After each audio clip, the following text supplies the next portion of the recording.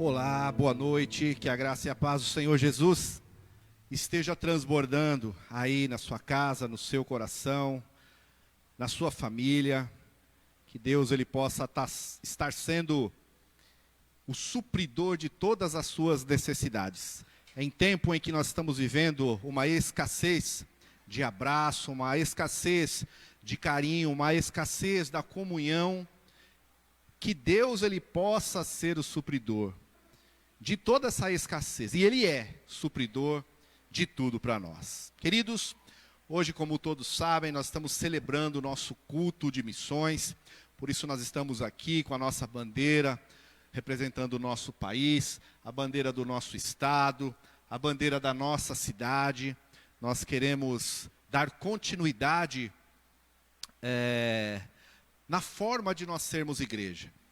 Os nossos cultos de domingo são os cultos de celebração. E o último domingo de cada mês, nós celebramos um culto de missões, para trazer a importância de nós darmos continuidade na grande missão que Jesus começou aqui na terra, deu essa missão para os seus discípulos e automaticamente foi transmitida a nós, de continuarmos pregando o Evangelho a toda criatura, até o tempo que Jesus resolver recolher a sua igreja no grande arrebatamento, que vai ser uma festa maravilhosa para os santos, para os salvos. E hoje nós vamos ter uma palavra para que você possa conhecer um pouco mais do ministério Portas Abertas, que você possa conhecer um pouco mais da realidade dos missionários no campo. Nós vamos estar sempre trazendo pessoas de fora para pregar no culto de missões. E hoje nós vamos estar tendo a honra de receber o nosso irmão André, que vai trazer uma palavra, que vai poder estar mostrando para você um pouco mais da realidade desse ministério. Então agora eu quero fazer uma oração para que o nosso irmão André possa entrar, para que o nosso irmão André possa ser um canal de bênção na sua vida, na sua casa. Amém? Senhor nosso Deus, nosso Pai, nós exaltamos o Teu santo nome. Nós queremos agradecer por essa noite, por essa oportunidade que o Senhor nos dá de estarmos aqui reunidos, Deus, aqui na igreja, para aqueles que estão aqui, ajudando na transmissão desse culto, para aqueles que estão nas suas casas, no seu trabalho, acompanhando este culto pelos meios eletrônicos que o Senhor tem nos proporcionado, que a Tua palavra possa entrar no coração de cada um, possa entrar em cada lar, que possa trazer transformação e que nós possamos entender a importância de termos a nossa vida alinhada com esse ministério tão importante que é o Ministério de Missões. Que o Senhor possa nos usar de uma forma poderosa, Senhor, nesse ministério, para que possamos promulgar as boas novas para toda a criatura. É o que eu te peço, é o que eu já te agradeço, no nome de Jesus. Abençoa a vida do nosso irmão André, Senhor, que vai ser um canal da bênção do Senhor para com a tua igreja nessa noite. Em nome de Jesus. Amém. Amém. Glória a Deus. Olá, irmãos. Saúdo vocês com a graça e paz do Senhor.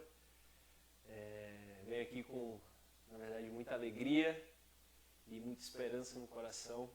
Queria compartilhar algo que Deus tem falado muito ao meu coração nesses dias, principalmente nesses dias que a gente tem enfrentado todo esse problema. Eu sei que às vezes a gente fica desesperado, às vezes a gente fica muitas vezes sem esperança, mas eu quero te falar uma coisa: existe esperança em meio ao caos. Sabe por quê? A palavra diz lá em Romanos 5, e eu vou pedir para você abrir a sua Bíblia aí dentro da sua casa, se você puder. Romanos 5, do versículo 3 ao 5, a Bíblia fala que a tribulação, ela é o princípio de todas as coisas para que a gente venha carregar a esperança. Então talvez você tenha já ouvido falar que a esperança é a última que morre. A esperança ela é a última que aparece na nossa vida. Não, você não espera primeiro as coisas para poder você perseverar, para poder você seguir em frente rumo àquilo que você tem buscado. Muito pelo contrário, a palavra diz aqui em Romanos 5, ele diz assim: e não somente isto, mas também nos gloriamos nas próprias tribulações, sabendo que a tribulação produz perseverança, e a perseverança experiência, a experiência esperança. Ora, a esperança não confunde, porque o amor de Deus é derramado em nosso coração pelo Espírito Santo que nos foi derramado. Então, meu irmão, eu quero te falar hoje que a tribulação ela vai vir para todos. E nesse momento, literalmente, a gente tem enfrentado uma tribulação mundial, uma pandemia. Mas eu quero te dizer que, em frente à tribulação, a palavra diz que não somente isso, a tribulação ela produz perseverança, ou seja, a tribulação vai vir para todos nós, mas nós precisamos perseverar frente à tribulação. Nós não podemos parar, nós não podemos ficar olhando, focando apenas nos problemas. Olha quantas coisas incríveis têm acontecido no nosso mundo. E eu queria falar algo rapidamente aqui sobre a Portas Abertas. Queria falar algo para vocês que nós trabalhamos diretamente com cristãos perseguidos. E eu vou te falar uma coisa, os cristãos já estão sendo perseguidos há muitos anos. A perseguição começou lá na Bíblia através de Paulo. Paulo ele era um perseguidor e passou a ser alguém que foi perseguido. Ele era alguém que matava cristãos, ele era alguém que achava prazer em ver cristãos sendo apedrejados. E ele começou a fazer aquilo até que ele teve um encontro com Jesus. E isso mudou a vida dele. Ele passou a ser alguém que começou a ser perseguido por causa do Evangelho. Então ele perseverou em meio a todas as dificuldades, ele continuou perseverando e a tribulação já veio, a perseguição já existe há muito tempo. E esses cristãos perseguidos, nós hoje vivemos um caso de isolamento dentro do nosso país, mas eu vou te falar, existem cristãos que são cativos, cristãos que são presos, cristãos que não podem sair de casa meramente porque eles confessam a fé deles em Jesus Cristo. E isso é muito, na minha cabeça, isso torna, às vezes, eu fico me perguntando, eu falo, Deus, mas a tua palavra o tempo inteiro fala de perseguição, fala que a gente tem que perseverar em meio à perseguição, e nós aqui no Brasil não vivemos isso. Se você vai conversar com um cristão perseguido, você vai entender que para ele não existe um cristianismo sem a perseguição. E o que a gente tem feito com a liberdade que a gente tem aqui no Brasil? A Portas Abertas ela atua há mais de 50 anos ajudando cristãos perseguidos, ajudando a igreja perseguida. Nós falamos que nós somos pró-Jesus e pró-igreja perseguida, porque na verdade, se você para pegar todos os testemunhos e todas as histórias incríveis de perseverança, a maioria delas vem dentro da igreja perseguida. Por quê? Porque os cristãos vivem na pele a palavra de Deus. A palavra de Deus, meu irmão, eu vou te falar uma coisa que se você não lê a palavra de Deus, como você vai ouvir a voz do Senhor? Deus ele fala através da palavra e é isso que nós temos que nos apegar. O Portas Abertas está há mais de 50 anos trabalhando com esses cristãos perseguidos e nós temos trabalhado arduamente para que o cristão perseguido ele não fique abandonado no campo. Eu quero te contar um testemunho de um pastor colombiano, ele esteve aqui no Brasil ano passado e ele falou, estava compartilhando com a gente algumas situações que aconteceram. E um dos testemunhos que ele falou pra gente foi que, não sei se você sabe, existe perseguição na Colômbia. A Colômbia está dentro dos países perseguidos. E depois eu vou falar rapidamente para você, vou mostrar para você aqui um slide com 50 países mais perseguidos. Mas a Colômbia faz parte do país da perseguição e nós da Portas Abertas, nós trabalhamos com esses cristãos e nós damos suporte a eles. E esse pastor colombiano, ele estava aqui com a gente e ele falou algo que realmente tocou meu coração.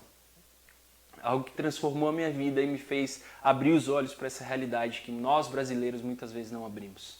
Nós não temos a consciência de que existem cristãos que são perseguidos, que são torturados e que são mortos porque simplesmente proferem a fé em Jesus Cristo.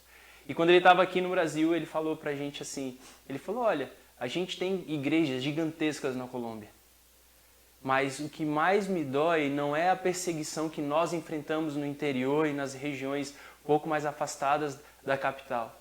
O que mais dói o meu coração é olhar para a igreja grande, uma mega igrejas que existem na Colômbia, e eles não saberem da realidade que nós enfrentamos aqui.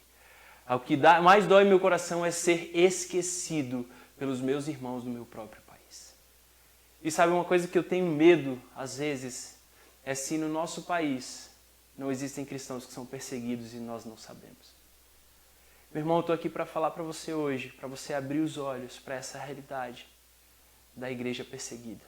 O irmão André, que é nosso fundador, o irmão André ele já trabalha como eu falei, há mais de 50 anos. Ele começou distribuindo Bíblias lá na região da Polônia, no meio do comunismo. Ele foi pregar, ele se convidou para uma conferência que ia ter de comunistas, e ele entrou nessa conferência para entender a realidade, para ver o que eles faziam lá. E depois disso ele foi visitar alguns cristãos e ele pediu para abrirem a Bíblia. Abre lá, meu irmão, em João 3,16, por exemplo. Quando eles foram abrir a Bíblia, na verdade só o irmão André abriu a Bíblia dele. E ele falou: meus irmãos, vocês não têm o costume aqui de abrir a palavra do Senhor? E aí eles olharam para o irmão André e falaram assim: olha, nós até que gostaríamos, mas a gente não tem Bíblia. E foi assim que tudo começou. O irmão André ele sentiu um chamado de Deus. E Apocalipse 3,2 ele fala assim: ser vigilante e consolida o resto que estava para morrer. O irmão André na hora sentiu o chamado de Deus para a igreja perseguida, para aqueles que não tinham liberdade. Foi assim que tudo começou. Ele começou entregando Bíblias, ele se infiltrava, ele tinha um fusquinha, ele ganhou um fusquinha depois de algum tempo levando Bíblias em alguns casacos, ele escondia Bíblias e ele ganhou esse fusquinha depois, ele começou a levar a Bíblia. E tem um testemunho muito legal que fala que uma vez ele estava levando, na verdade isso aconteceu várias vezes, e ele estava levando Bíblia para esses países e ele era parado na fronteira. Imagina, países rigorosos, comunistas. Eles revistavam o carro inteiro do irmão André. E ele faz uma oração bem simples: Senhor, enquanto o Senhor estava em vida, o Senhor abriu os olhos dos cegos. Agora feche os olhos desses irmãos para que eles não vejam as Bíblias que estão dentro do meu carro. E assim aconteceu. O irmão André conta que ele nunca perdeu uma Bíblia.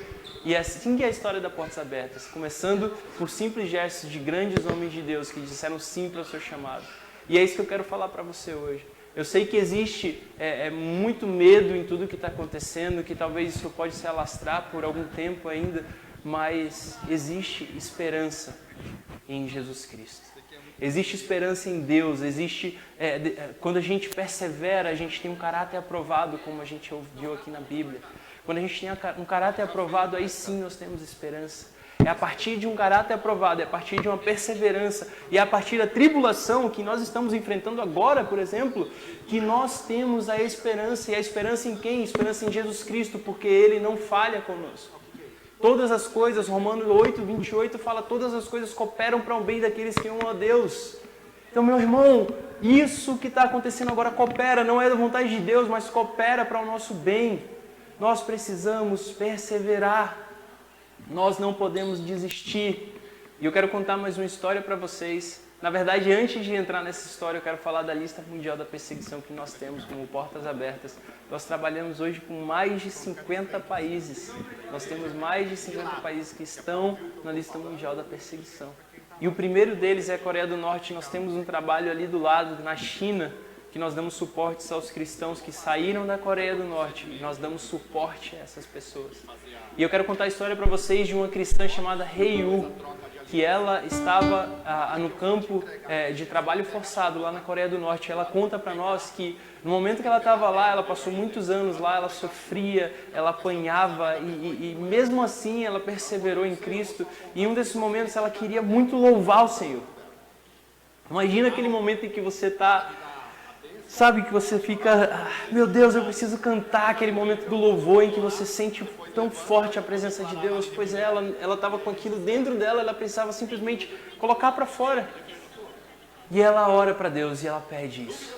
No meio de um campo de trabalho forçado, ela ora para Deus, ela não pede para ela ser libertada, ela não pede, nesse momento ela pede: Deus, me dá a oportunidade para eu te louvar. Senhor, que eu consiga cantar e engrandecer o Teu nome. E um certo dia, ela estava lá no campo e começa a cair uma chuva forte, mas forte de verdade. Imagina aquela chuva que você está dirigindo o seu carro e você não consegue enxergar um palmo à frente. Essa chuva, que você não consegue ouvir a pessoa que está do seu lado, a chuva estrondosa. E ela estava lá e ela não conseguia enxergar nada, ela não conseguia ouvir nada. Ela falou: meu Deus, essa é a oportunidade que eu tenho. Essa é a oportunidade que eu tenho de gritar, de louvar, de falar o Teu nome. E nesse momento é que ela fala: meu Deus, isso é uma resposta de oração. Ela sai correndo no campo de trabalho forçado. Imagina que não é um campo normal.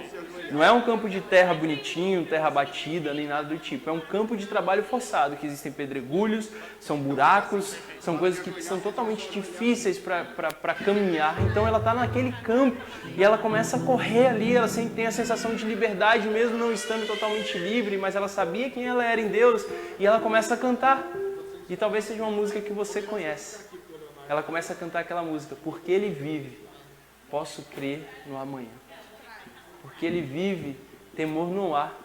Mas eu bem sei que a minha vida está nas mãos do meu Jesus, que vivo está. E ela ainda continua, e quando enfim chegar a hora em que a morte enfrentarei, terei vitória no meu Jesus, que vivo está. Eu quero que você, no seu lugar, que você pense, mesmo nesse meio que a gente tem enfrentado hoje, em que eu preciso estar aqui, atrás de uma câmera falando para você, eu quero que você pense como você tem usado a liberdade que você tem. Quando tudo isso acabar, você não pode ser a mesma pessoa. Irmãos, nós não podemos ser as mesmas pessoas. Nós precisamos mudar e aproveitar a liberdade que nós temos. A liberdade que nós temos aqui no Brasil. Nós precisamos orar pela igreja perseguida. Nós precisamos interceder por esses irmãos. Nós precisamos ser um com eles. E a palavra diz em Coríntios que quando um membro do corpo sofre, todo o corpo sofre junto. Essa é a realidade da igreja perseguida. Muitas vezes eles são esquecidos, mas eu estou aqui para falar para você, não se esqueça dos irmãos da igreja perseguida.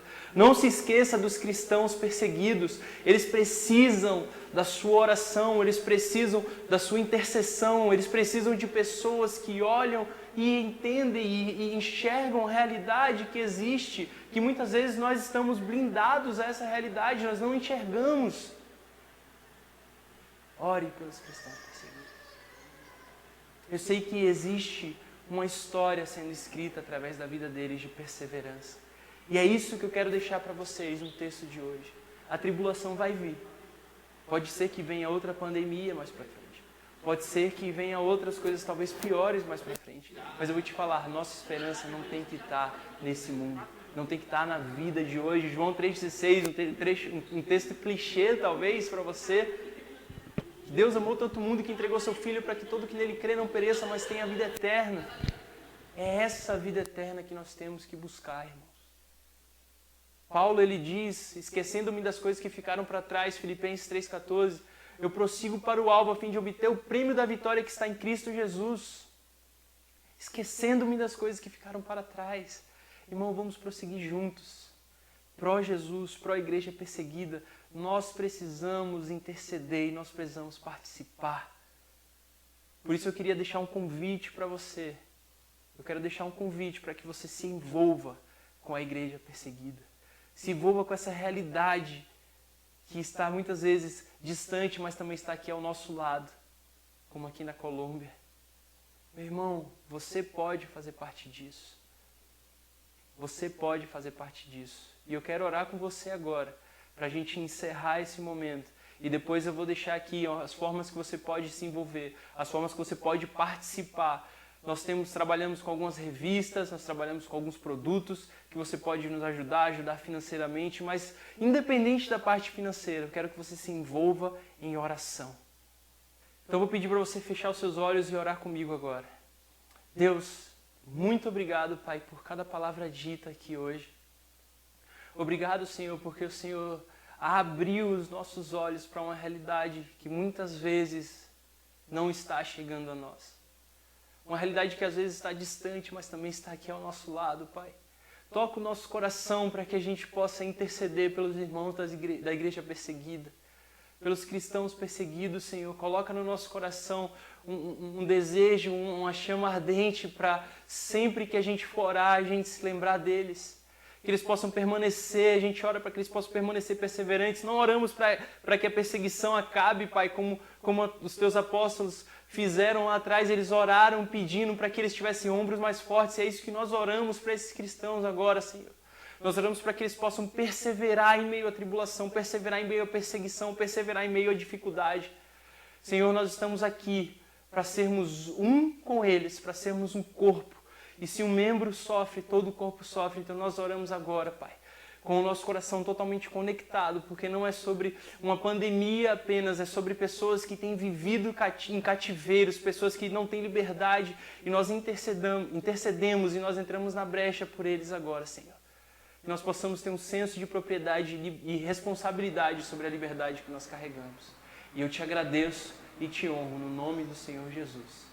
Então eu queria falar para você, eu vou deixar aqui o slide e um código um link para você entrar, para você se cadastrar. Entra lá, faz o seu cadastro, se envolve em oração com a gente. Eu quero que você faça esse cadastro para que você possa receber revista na sua casa, para que você não ore de forma generalizada, mas que você ore de forma específica por esses cristãos. Entra, faz o cadastro, vai ter as opções que você pode nos ajudar, vai ter as opções para você receber essa revista na sua casa, mas não deixa de participar, mesmo que você não possa ajudar financeiramente.